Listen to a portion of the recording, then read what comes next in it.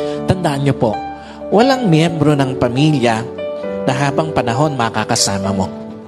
Walang asawa na habang panahon makakasama mo.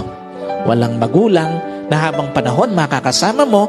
Walang anak na habang panahon makakasama mo.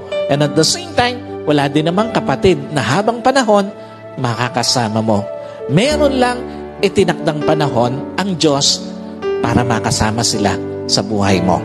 Meron lang itinakdang panahon ng Diyos para ma-enjoy mo yung mga panahon na makakasama sila.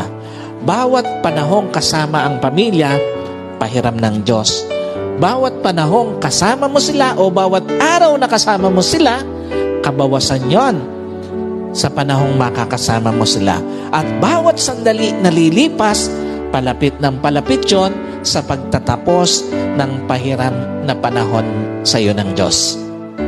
Kaya hindi dapat sinasayang panahon para sa pamilya, lalo na sa pagtataniman ng sama ng loob, lalo na sa pagkakait ng pagpapatawad, at lalong-lalo na sa paggagawa ng yaman. Napakawalang kwenta ng mga bagay na minsan hinahayaan natin na sayangin yung panahon na dapat kasama natin ang pamilya natin.